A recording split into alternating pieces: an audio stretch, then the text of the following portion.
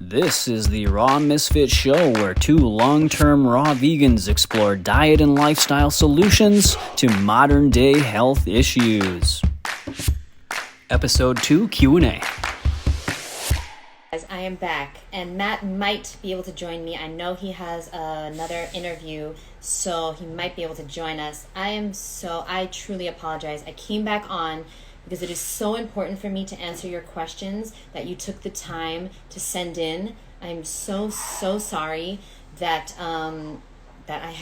there's a very bad storm here and the alarm keeps going off. And so I am so sorry. Let me just get to the questions that people sent in, okay? Because otherwise I won't be able to live with myself. I won't be able to sleep tonight. Seriously. It really touches my heart that you guys join us and that you take the time to send in questions. So the first question that somebody sent in during the live is raw salt versus cooked salt. Take everything with exactly 1 grain of salt. Okay, I don't know if that's a question, but that's pretty cool. Next, ever had hemp sprouts better than hemp hearts? Okay, so no, I've never had hemp sprouts, but hemp hearts definitely. And I want to get Matt's opinion on this, but I always recommend the unhulled. I don't know if that is the ones we should be eating. Maybe Matt will join us. I don't know. Okay, next is wow, I've seen a lot of exotic fruit, but never these. What was that about? I know you aren't 40 asked, I know you aren't advocating of fasting, but do you think a 5-2 fasting on a raw vegan diet would be recommended or would work? 5-2 fasting. 40, can you please join so that you can clarify your question? Because I'm not quite sure that question. What does 5-2 mean? Okay, let me get to the questions that people sent in from the week. Okay, so we have a Q&A section, and I was thinking maybe Matt will join me, but okay, maybe not. I don't know. So the first question was from Jessie, and this is such a great question, Jessie. The question was, best advice to go raw with a family who isn't. This is such a good question because so many people are going to not even try to eat raw because of who they live with or what their family eats or how they have to cook for their family. Such a good question. So my question to you, Jessie, would be, is there anything that you do that your family doesn't do? Forget about food for a second. Is there anything that you do that your family doesn't do? Okay. Just see food as the same thing. There are some things that you do, okay? Maybe it's yoga or meditate or go to school or I don't know, your job, responsibilities. See food as the same way. There are some things that you're going to do that your family are not going to do. And so I want you to see this challenge as an opportunity, okay? An opportunity. What's up, Anne? Thank you for coming back. Sorry about that. An opportunity to get mentally tough, okay? You have been given an opportunity to get mentally tough. And there is a book that I highly recommend. It's called Can't Hurt Me by David Goggins. Okay, Can't Hurt Me by David Goggins. This book will definitely help change your life, your perspective, and it will make you completely into a different person. In fact, the person that you really want to be. So Can't Hurt Me by David Goggins. I would recommend the audiobook personally, but the book itself is amazing too. And by the way, there is no enemy on the outside if there's no enemy on the inside. So we're going to have to start becoming our own best friend and starting to make choices that we really want. And so what I would recommend to you is sit down with your family and let them know, hey, I'm on this journey, this healing journey, and I would like to not eat certain foods. Is it possible that we could not keep those in the house? Okay, that's setting your boundaries, and that's really important on your healing journey because you're not just going to start eating healthier. You're going to start becoming a different person, somebody who stands up for themselves, somebody who sets their boundaries, somebody who prioritizes themselves first. Okay? And so if your family cannot respect your boundaries, then drop them. No, you got to do something. Something's got to change. Okay? So you're going to have to demand that they respect your boundaries, maybe for the first time in your life. And that's very hard. Very, very, very hard. Okay. So I wrote, if you can't resist the temptation of unhealthy food your family might keep in the house, if that is an issue, then I want you to realize and repeat over and over again, okay, to start to reprogram your subconscious mind. I am in complete control. I am in complete control of everything I eat. That's your new mantra. I am in complete control of everything I eat. Okay? And when I am hungry, I eat what my body wants, which is fruit and vegetables. You're going to have to start with the mind, because the mind is controlling the entire reality that you call your life. Your mind is in control. It's not the food. What's up, Spirit Doctor? It's not the food, as Spirit Doctor knows. It's the mind. The subconscious is running the show, and we're going to have to reprogram it. So affirmations. I love eating healthy. I'm in control of everything I eat, say, and do. Okay? And, when you start to say these affirmations, what's up, Lynn? What's up, Boo? They will start to work on your subconscious. Next question. Okay? Because, by the way, your subconscious is running the show. You're not running the show. All right? Your subconscious is allowing you to continue to make choices that you do not want to make. So we have to do something new. We can't just keep doing the same thing over and over again and expecting a different result. It's not going to happen. Choose what is hard now, and you will have an easier life later. Choose what is easy now, and you will have a harder life later. Where's Matt? I'm lonely. I thought Matt might be joining me. What's up, 40? What's up? I answered your questions in the beginning of this. I wanted to say so sorry that I had to leave. The alarm was going crazy. And can somebody tell Matt to join me? I miss Matt. I told him I was going live. I thought I did. Well, I don't know what happened. What did I miss? I'm answering all the questions. And can you go to Matt's page and tell him I'm live? Just kidding. I told him. Okay, next question is from Blink of an Eye. I love that name. Blink of an Eye. How much do you spend each month on food? It's so expensive to eat raw vegan. Okay. I want to answer this question from my experience. Number one, it can be very expensive to eat raw vegan. Absolutely. If you're eating durian and jackfruit and mame sapote and you're eating lots of expensive, organic everything, or you're eating out at these, raw vegan restaurants, yes, it can be very, very, very expensive. However, it can also be very cheap. And you can also start to save money on other things, okay? So you can save money on eating out. You can save money on alcohol. You can save money on skincare, on makeup, because you're not going to need makeup because you're eating healthy and your natural beauty is going to shine through. You can, thank you, 40. I appreciate you. Wow, that's so nice of you. You're going to start to save money in other aspects of your life so that you can spend the money on other things like fruit and vegetables, okay? Delicious, high-quality fruit and vegetables. And so I really appreciate this question, but this question is not the truth. The truth is any lifestyle can be expensive. Any lifestyle can be cheap, okay? And so I want you to know that you make it so. He who says he can and he who says he can't are both usually right. If you want it to be expensive, you can make it expensive. If you want it to be cheap, you can make it cheap. I used to spend a lot of money on doctor visits. Ooh, 40, that's a synchronicity. I used to spend a lot of money on doctor visits, prescription pills, on over-the-counter stuff. Now that money goes to fruit and vegetables. So it's all about perspective. Where is the money going?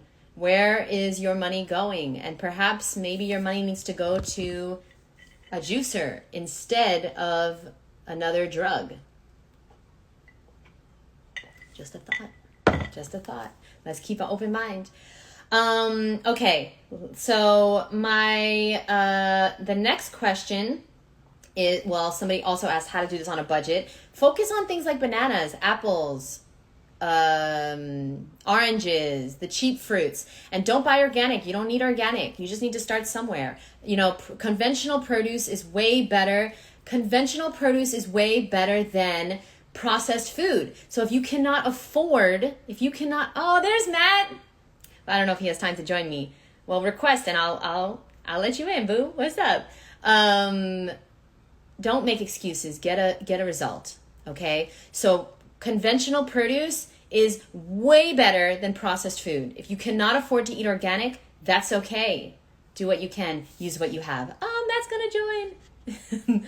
No, because it's like hard to. I'm used to having a co-host. You know what I'm saying? And so yeah, this is good. I answered most of the questions though. Thank you, Matt. Hey, we're back. Okay, thank you so much, Matt. I realize I don't like going live without you now. Oh, no. I missed my co-host. Okay, but we had some really good questions, and I appreciate your time, Matt. I know you don't have all day. Yeah, my pleasure. The next question that somebody had, I answered a few questions, but somebody had, what do you do at restaurants and social settings? Okay, so like this is probably like one of the hardest aspects of the lifestyle. And so what do you do when you have a social event or you go to restaurants? Well, I take the advice of my good friend Jeanette, and I embrace being a fruity weirdo, right? So I embrace this lifestyle, and I wear it proudly. So I will bring, a bunch of fruit with me, or I will. So a good thing that I think most people should do is they should eat before they go to any sort of restaurant or social gathering, and that way, even if you do eat something while you're out, there's a better chance you're going to make a good decision. Whereas if you go out and you're really hungry and you're just like, your stomach is gurgling and you're just like, all right, I'm just going to eat something that's not even on your usual, in your usual menu. So yeah, I think it's good to eat before you go, but then also you want to embrace this lifestyle. You want to be proud of doing what is best for yourself and really understand, you know that this is the best food that you can fuel your body with. So be proud of that. And if somebody asks you, just say that that's what you want to do. Don't, if you have trouble with like confrontation, or like you feel like you're going to get into a debate with somebody, you don't want that to happen, then just, don't really bring it up. You don't have to like promote the lifestyle. You can just eat before you go and maybe have like a little side salad or something when you go to the restaurant. But yeah, my advice is for most people, just embrace it. And, it's a great way to, bring up different conversations with people. And, as long as they can have a civil conversation with you, it's always a good time to open people's eyes to this lifestyle. Yes, I completely agree. Embrace your weirdness. That's the key to your success as well, guys. Okay, whatever you are obsessed with, that is what is going to lead you to the success and the happiness that you desire in life. Grant Cardone has a great book, Matt. I don't know if you've read it yet, but it's called Be Obsessed or Be Average. Yeah. Yeah. So have you read that book?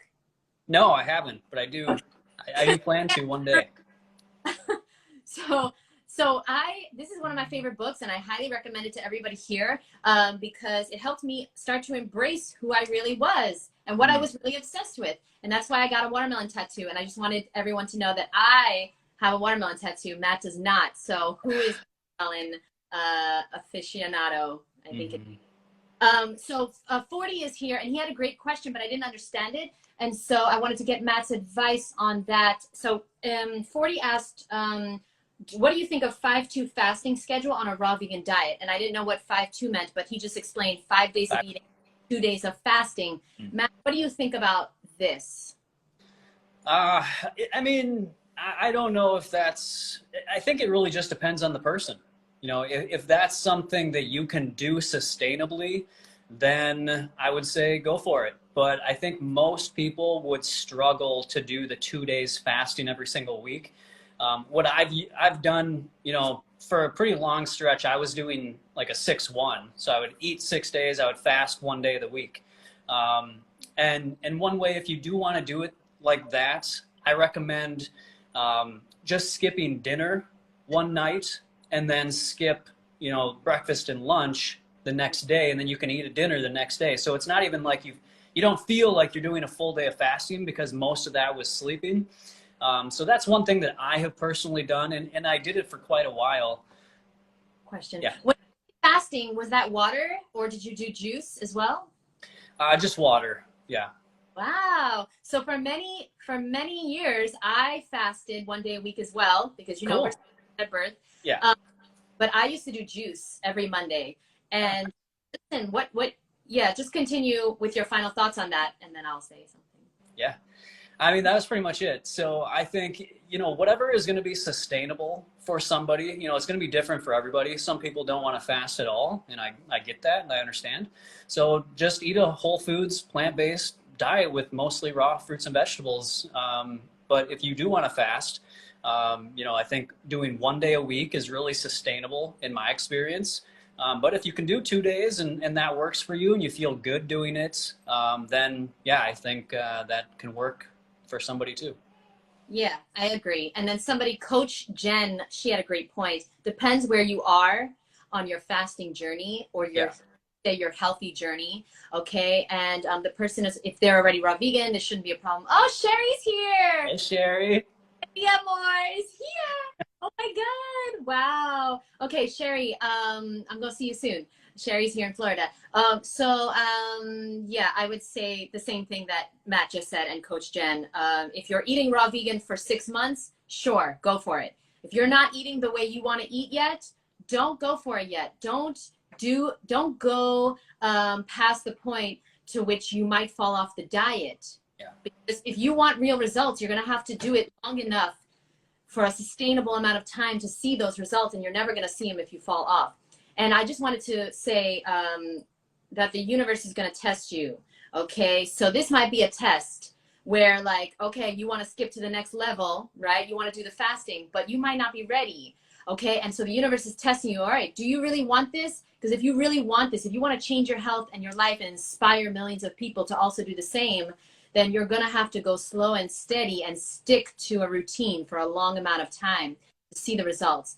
And I said the universe is going to test you because it always does. When you start doing affirmations, when you start changing your diet, when you start a different way of living, the universe goes, okay, let me see if you really want what you say you want.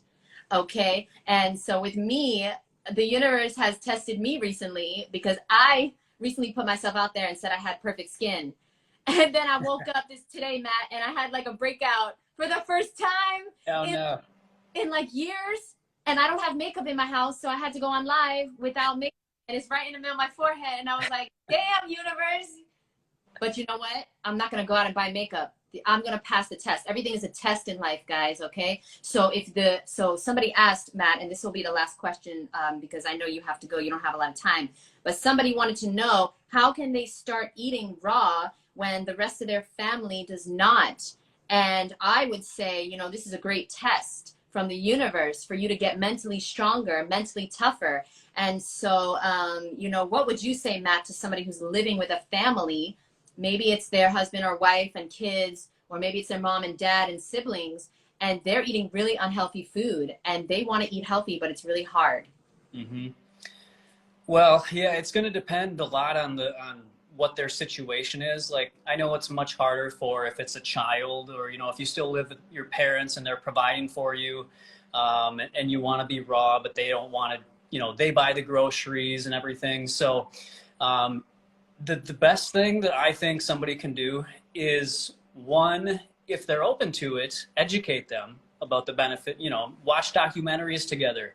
If you guys do family things, then have a movie night and watch, Food Inc. or watch whatever the other good documentaries are. Game Changers, yeah. Or Cowspiracy or Seaspiracy or Right. Eating is such a good one, Matt. Have you seen this one? Seaspiracy? Yeah, I saw that one. The one Eating. Oh, Eating? No, I haven't seen that one. It's with my number one celebrity crush, Michael Clapper. And this is a great documentary. It's very underground. It's called Eating, the third edition. So everybody go check that out. Cool. Yeah, I will. So yeah, that's what I would say. I would say if they're open to it, educate them, watch some documentaries together. But if they're not open to it, then you just have to do the best you can do while you're in that situation until you can change your circumstances. So if somebody else is getting the food, just try and get them to get you enough like fruits that you can enjoy. If you can't be 100%, don't get too down on yourself, but just do the very best you can in the situation that you're in. And hopefully the more they see you doing well, eating more fruits and vegetables, they'll want to do it, or they'll want to get you more fruits and vegetables to help you do what you're trying to do. And just go with it that way. So true. And, Coach Jen had another good point. She had another great point, Matt. She said, I just make good food and they all want more. Yeah, right. Yeah, see, if you're the one making the food, you're in a good spot, so. Yes. Okay. I promise last question. So 40 wants to know, I don't know his exact question, but he's trying to make it awkward here. So he wants to know, he said, please run my question by Matt. His question is about seed retention, working with raw veganism, but I don't know exactly. Okay, sorry. How would raw veganism work with practicing seed retention? All right, a little X-rated here, guys. Okay. Yeah. All right. Yeah, no, I've practiced that myself. So I don't know why it would have any sort of conflicting. It shouldn't. They should go well together, I will say. So I'm going to keep this PG and everything, but it's a family. Exactly. So my hormones, since going on a raw vegan diet, have been so much more balanced. I was way more influenced by my hormones before I got into this lifestyle, right? So, I thought about sex a lot more than I do now. And it's not that I don't think about it now. It's much more of a controllable energy, and I can use it in a healthy way, right? And so if you want to do something like seed retention, it seems like there could be some benefits. I haven't looked that much into it, but I have experimented with it just to, I like to experiment with things I hear about. So yeah, I think it's a great thing to do, and it goes very well in my experience with being on a raw vegan lifestyle. So. Okay, last question, Matt. I'm so sorry because I forgot. Anne, she sent in a question earlier this week, and I really want to answer it. And she's here. What to do if you are allergic to some fruit and vegetables like bananas and nightshades? What would you do, Anne? Yeah, great question. So that I actually wanted to look into. I'm not sure, I actually haven't coached or helped many people with that situation. I've heard that people can have, sensitivities to some of these different fruits and vegetables, but just what comes to my mind without really doing any research into it on my part. But there is a new book by Dr. Bolsowitz, his new fiber-fueled cookbook. He talks about histamine intolerance, and I wonder if it might have a connection with that sort of thing. And he goes into how to overcome that. I haven't read that yet, so I'm not sure what he says.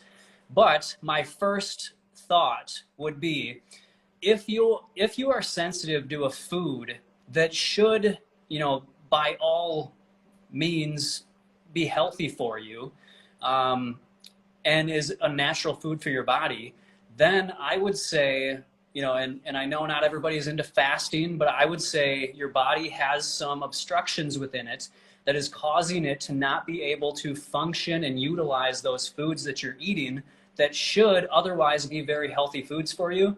So if your body is malfunctioning in a way like that, I would always go personally to fasting or to a juice cleanse to help the body to start to remove some of those obstructions that are causing the issues with these otherwise healthy foods. So maybe eliminate those foods from your diet for just a short time, and then do a little bit of cleansing to see if that helps, and then slowly reintroduce them and see if you have better luck with eating those foods. Yeah, great answer. Irrational Fasting is probably my favorite book on fasting by Arnold. Yeah. And so I just want to say real quick that I had an allergy to apricots when I was a kid, and I might have had a lot more allergies, but I never ate fruit and vegetables. But I remember eating apricots and breaking out in hives all over my body.